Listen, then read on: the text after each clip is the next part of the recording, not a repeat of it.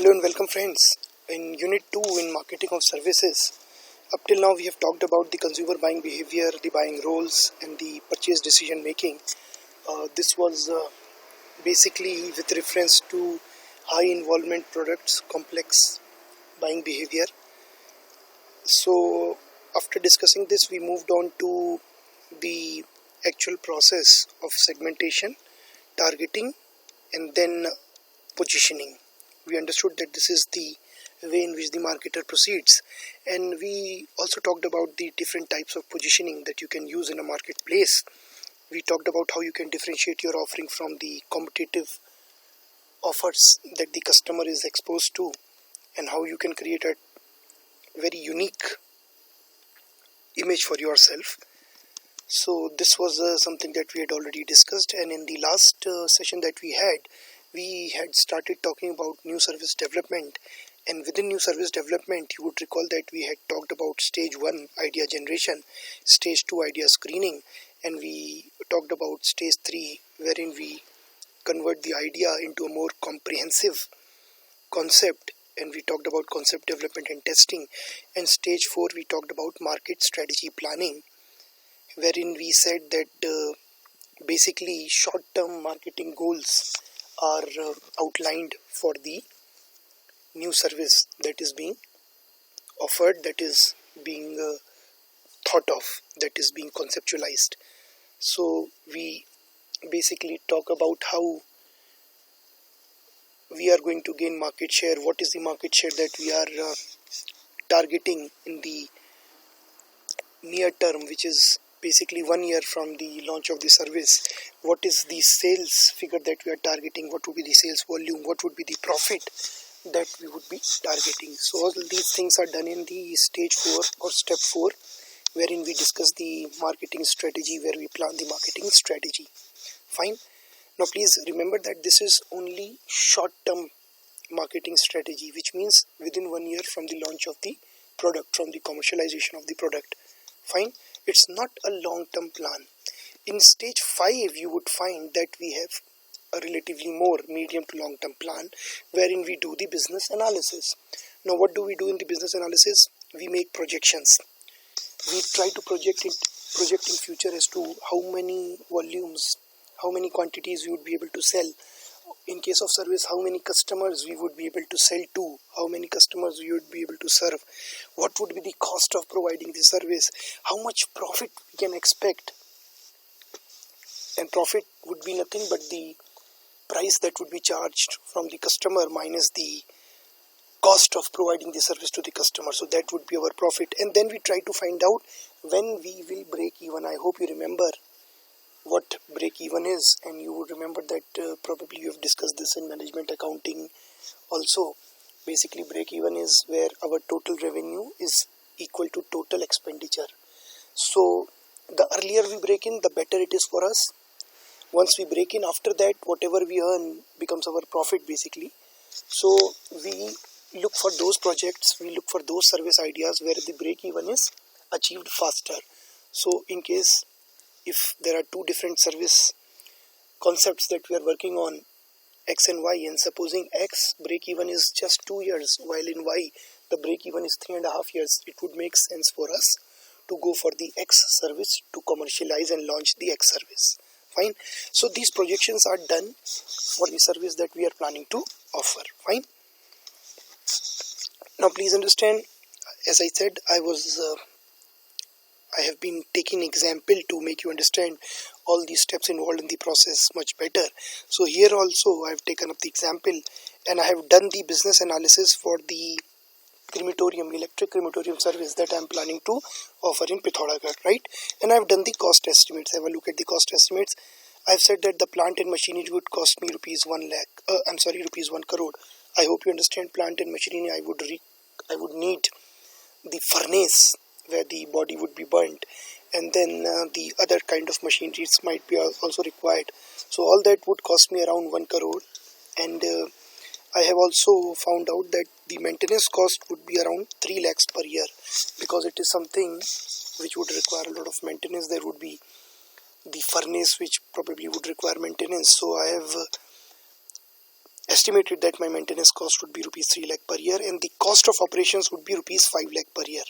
Now this would include the labor, electricity, land lease. Fine. So this is basically the fixed cost, and this is basically the operating cost. Fine. So this would include the people who would be manning the service facility, who would be working there. It also includes our electricity expenditure. You can understand that this is going to be a variable cost. More number of bodies cremated through the electric crematorium would mean more electricity consumption. And land lease, because we are not purchasing the land, we are leasing the land from the municipality. So this is what we are expecting, that we would be spending around rupees 5 lakh per year. Now we have also estimated our revenues, and we have said that I hope you remember that we had said earlier also that somewhere around 10% would be our market share in the first few years. Fine. So we said that around 200 cremations we would be performing every year, and we would be charging around 10,000 per cremation. So this is something that we have worked out based on an analysis of how much the families generally spend on the cremation which is done at the ghat. So based on that, we have come up with this figure, which we felt was the best price to charge these families for the convenience that we are offering them. So 200 cremations per year at rupees 10,000 per cremation. Now this gives me an annual revenue of rupees 20 lakh in the first year itself. And we are also actually expecting that more and more number of customers will come to our services, will want to consume our service, will want to benefit from our services. And so we are projecting that annual growth in revenue would be somewhere around 10%. Fine.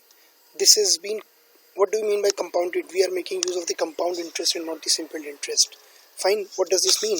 That first year 200 cremations, next year 10% would be 220, next year 10% of 220 would be 22. So the second year I will have 242 cremations. Fine. So this is not simple interest but compound interest. So the compound annual growth in revenue is projected to be 10%, and based on these calculations I can find out how much would I earn in year 2, year 3, year 4, year 5, year 6. I have all my cost estimates with me, so I can easily find out when I'll be able to break even. And here in this case it has been estimated after a lot of calculation that the break even would be somewhere around 6 years, which is a considerable time.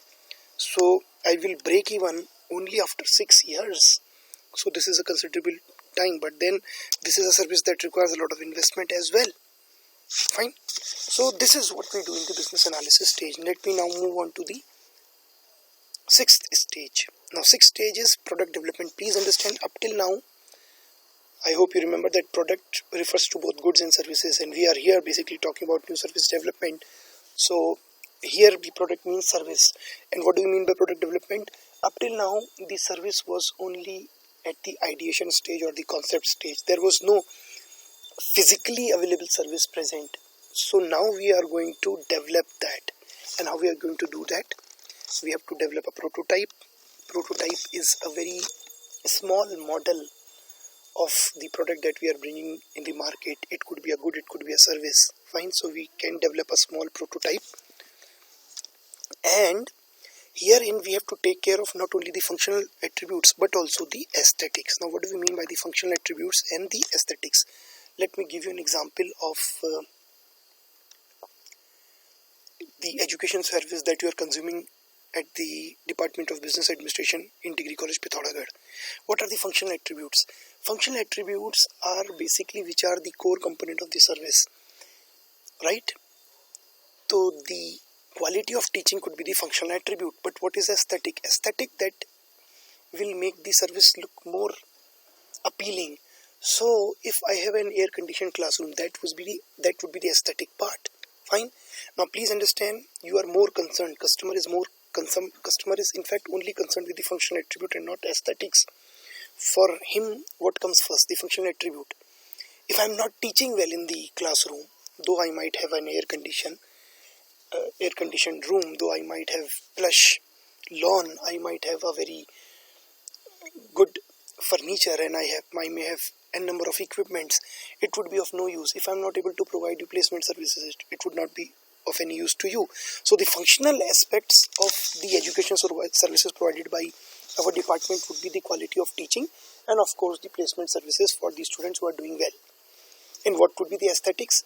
As how good our building looks, the color, the paint on the building. Do we have a lawn and it has been well maintained? How beautiful does it look? So these are all the aesthetics of the service. Fine. Please understand, what is important is the functional aspect. But when everybody else, every other competitor is also offering the same functions, and you are having the same functional attributes as your competitors, then the aesthetic comes into play, and the aesthetics would bring in the customer. Is that fine? So that is what we mean by aesthetics. So it's not as if aesthetics are not important. But yes, the first thing that has to be there is the functional attribute, and on the top of it, if you have the aesthetics, you can draw in the customer compared to those competitors of yours who are not focusing on the aesthetic part, right? Now, what will we do here? As I was taking example of the electric crematorium, we'll have to design the layout first of all. What do we mean by the facility layout and planning? I hope you remember our discussion in production and operations management. Facility layout is where my different departments within the facility would be located. For example, in my example, where would be the area where the visitors would sit? Where would be the area where the body would be cremated? Where would be the bathing area? Where would be the area where the food would be served? For example, for the mourners, for the people who are part of the cremation party. So this is what I have to decide, and this is known as facility layout planning. And once you have planned it, you have to install the facility. I have to actually construct the building, or I have to bring in the furnace bhatti where the bodies would be cremated. So then I will be installing the facility. Fine. And then once we have done that, we would move on to stage number 7, which is market testing. Right? Now please understand, in stage 6, we have not launched the service. We are coming up with a very small demo of how the service would look like. Fine, we have not actually started giving away the service to the customers. We have only come up with only a demo, how the service would look like. Fine. 7th stage, what we'll do, we will make use of this to do the market testing, to do one market research one last time. Fine. And what we are going to do, what we are going to estimate, how many people would try our services, how many people would purchase our services, how many will adopt it, and how many of them will keep on purchasing again. This is what we mean by adoption. And what would be the purchase frequency. So we try to estimate all these things. Fine. Please understand, in our case, in case of the electric crematorium, there is nothing like a trial, for example. Why? Because it's not as if you are going to burn the body once and then you are going to come again if you are happy with the result in the first instance. So it's nothing like a trial, right? But then naturally purchase would be there. That is something that we'll have to estimate. So we'll try to find out how many of the customers would like to bring their debts to our electric crematorium. How many of them who have experienced our electric crematorium in one instance would be inclined to bring their deaths again and again. So if there is some other death in the family, they would again be coming to us and not going to the traditional system, and not using the traditional system and not going to the ghat. So how many of the people would adopt our services? How many of them would become our regular customers whenever there is a need? Fine. And what would be the purchase frequency? So we can even estimate that using the death rates in the city, in the Pithoragarh city, we can find out what would be purchase frequency for a particular family. And this would help us to find out how many sales we would be able to make, how many customers we would be able to serve. Fine. So these things are actually estimated in market testing. Please understand, if somehow the results are not favorable, fine, of market testing, you can still drop the idea of commercializing the service. In fact, in different stages, from stage 1 to stage 8. Wherever you feel that you are not going to get the results that you want, what will you do? You will drop that particular idea, you will drop that particular concept, you will not get ahead with you will not go ahead with the launch or the commercialization. So at every stage there might be rejections, fine. So here also, if after market testing we find that it's not going to be of great use, we will reject the whole concept, and then we would think of some other service to provide to the customers, fine. And how are we going to do it in the case of electric crematorium? We would launch it only in Pithoragarh town, not in the whole district and not in the adjoining villages. And we will then, once some of the families have used our services, so these would be called the client families, we would then try to have a feedback of these families. We'll try to survey them to find out whether they are willing to recommend us to others, whether they are willing to recommend to another family who has lost a family member to bring the dead to our facility rather than going to the ghat. So how many of them would recommend our service? And this is also giving us an idea whether they are not satisfied or whether they are satisfied with our service. So we can ask this, and this will give us an idea whether we need to work further on improving our services. Fine.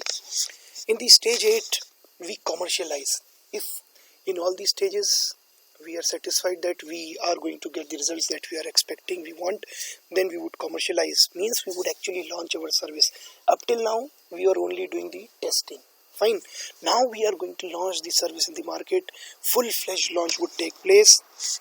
Generally, what we have to decide is when we are going to commercialize the service, when we are going to launch the service, where are we going to launch the service, across the country or in a particular state, or are we going to go for a synchronous launch across the country? For example, when Jio was launched, it was not launched simultaneously across the country.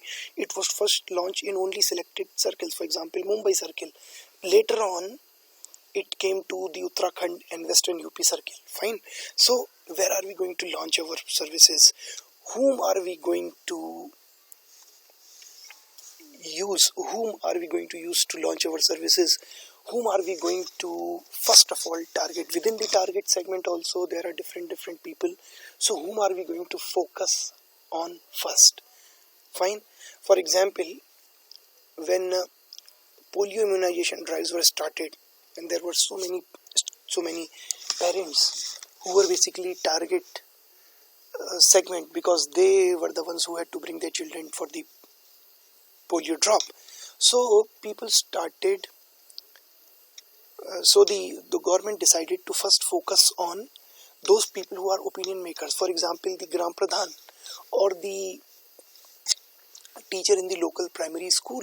So these were the opinion makers. So these were the ones who were targeted first, and once these people were satisfied and they understood that the drop is polio drop or the polio vaccination is for good of their child, then they convinced others also to get their children immunized against polio or get their children vaccinated against polio. So this is something that we have to decide. And also another thing that we have to decide is how we are going to commercialize. What would be the manner in which we are going to commercialize. Fine. So in our example, what we have decided is we would be launching it in June 2022. That answers the first question, when. And we are going to have a single phase simultaneous launch in the target market, which is Pithoragarh and adjoining villages. So it's not as if we are only going to focus on a particular area or locality. We are going to launch it across Pithoragarh in one go simultaneously. And the sales promotion strategy would be that we would be offering rupees 500. Now this answers how. Rupees 500 as incentive for orders to Pandits for convincing the family of the disease, because we know that the Pandits generally are present whenever the last rites take place. So they are the ones who are the opinion makers in this case. And once we can convince these Pandits to get the last rituals done in an electric crematorium, they can further convince the families to bring their deads to the electric crematorium. So we are offering rupees 500 incentive also to the Pandits. And then we are also deciding our future expansion plan. So we are not going to limit it only to Pithoragarh, but we would move on to Almora also 2025, after having our experience, after having this experience for 3 to 4 years in Pithoragarh. Then in Bageshwar 2026, Champavat 2026, and Nainital 2026. There's a particular reason why I have selected different years. Almora is nearest, so we have decided that we would expand our services to Almora, and then Bageshwar and Champavat, and Nainital, which is the farthest, we are going to expand it very late, somewhere around 2027. Please also understand that this is June 2022, because in the rainy season we are going to get more of our customers. So that is why specifically the launch has been planned in June, which is probably the starting of the rainy season. Fine. So this is how you go ahead with the new service development process. Fine. So I hope now you have understood how we move ahead as far as new service development is concerned. With this, we are completing Unit 2, and let me also share with you that Unit 3 and Unit 4, as already mentioned, would be taught by Shobha Madam, and she would be taking over from here, and the next session would be taken up by Madam Shobha. So thank you very much for your time, and I hope you have enjoyed going through the intricacies of service marketing with me. I also hope that you would remember the discussions that we have had and the concepts that we have discussed and we have talked about in the 24 sessions that we have had. So thank you very much, and all the very best of luck.